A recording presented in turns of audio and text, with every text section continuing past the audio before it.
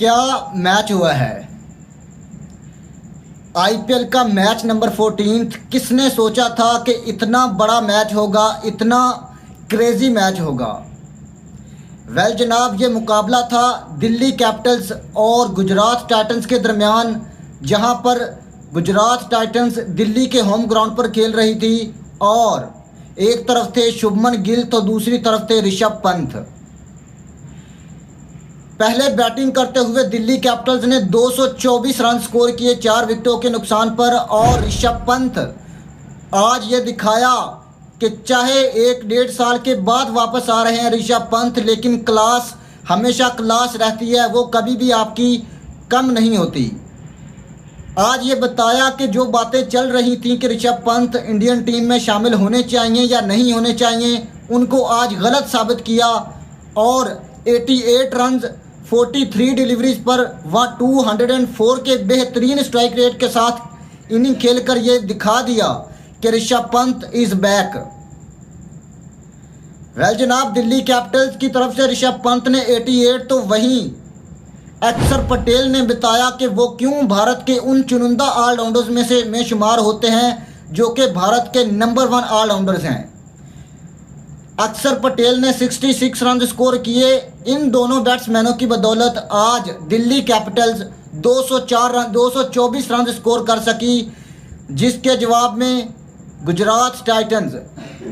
उम्दा तरीके से फाइट की, लेकिन मेरे ख्याल से जो स्कोर था वो इतना ज़्यादा था कि गुजरात टाइटंस 4 रन से ये मैच हार गई। वेल, अगर गुजरात टाइटंस की बात करूं तो जनाब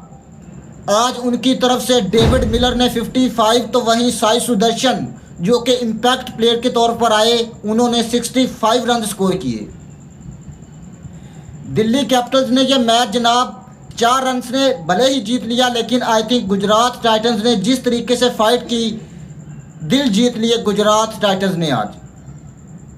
दिल्ली कैपिटल्स की बात करूं तो जनाब दिल्ली कैपिटल्स की जो प्लेऑफ्स की राहें हैं अभी तक हमवार हैं और 6 नंबर पर आ चुकी है पॉइंट्स टेबल में दिल्ली कैपिटल्स, तो वहीं गुजरात टाइटंस जो है वो नंबर 8 पर पहुंच चुकी है। गुजरात टाइटंस के बारे में मैं यही कहना चाहूँगा कि मैंने आपको पहले भी बताया है कि गुजरात टाइटंस सबसे बड़ी जो लॉस उनको हुआ वो ऑक्शन के वक्त ही हो चुका था, क्योंकि कोई भी बड़ा मिडल ऑर्डर बैट्समैन इनके पास नहीं है जो कि मिडल ऑर्डर में आकर इनको एक अच्छा स्टार दे सके, इनको एक अच्छी ग्रूमिंग दे सके। आपने देखा ऋषभ पंत ने जिस तरीके से उनकी ओपनिंग फ्लॉप हुई, उसके बाद टीम को संभाला, और स्पेशली अक्षर पटेल ने यही चीज़ कहीं ना कहीं मिस कर रही है गुजरात टाइटंस। कब तक वो शुभमन गिल और बाकी जनाब साई सुदर्शन के ऊपर निर्भर करेगी, क्योंकि डेविड मिलर आज की इनिंग को अगर छोड़ दें तो फिर डेविड मिलर की वो बड़ी इनिंग हमें दिखाई नहीं देती जिसका जितना बड़ा नाम है डेविड मिलर का। आप मेरे ख्याल से जोश इंग्लिश की तरफ जा सकते थे ऑक्शन में, क्योंकि ऑस्ट्रेलियन प्लेयर जिस तरीके से परफॉर्म कर रहे हैं, चाहे आप बात कर लें मार्कस स्टोइनिस की, चाहे आप बात कर लें ट्रेविस हेड की, उन्होंने ये दिखाया है कि इंडियन पिचेस कितना ज़्यादा सूट करती हैं ऑस्ट्रेलियन प्लेयर्स को। मेरे ख्याल से गुजरात टाइटंस जा सकती थी जोश इंग्लिश पर, क्योंकि जोश इंग्लिश ऑक्शन से पहले भारत में जो T20 सीरीज़ हुई थी उसमें 1 सेंचुरी भी दाग चुके थे। सो आई थिंक कि गुजरात टाइटंस ने ऑक्शन में बहुत बड़ी गलती की कि ऑक्शन में कोई भी बड़ा बैट्समैन उन्होंने अपनी टीम में शामिल नहीं किया और टोटली जो है वो अपना दारोमदार इंडियंस प्लेयर्स के ऊपर दिखाया, और यही मेरे ख्याल से कहीं ना कहीं कारण है कि गुजरात टाइटंस अब हमें उस तरीके से डोमिनेट करती नज़र नहीं आ रही जिस तरीके से हार्दिक पांड्या की कप्तानी में करती हुई दिखाई दे रही थी।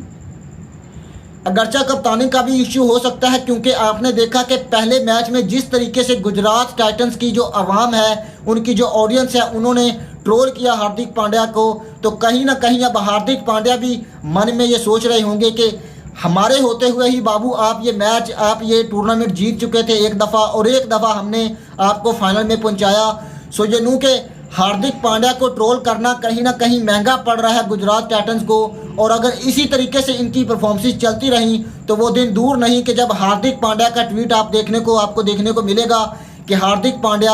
गुजरात टाइटंस को, पूरी गुजरात टाइटंस को ट्रोल कर रहे हैं।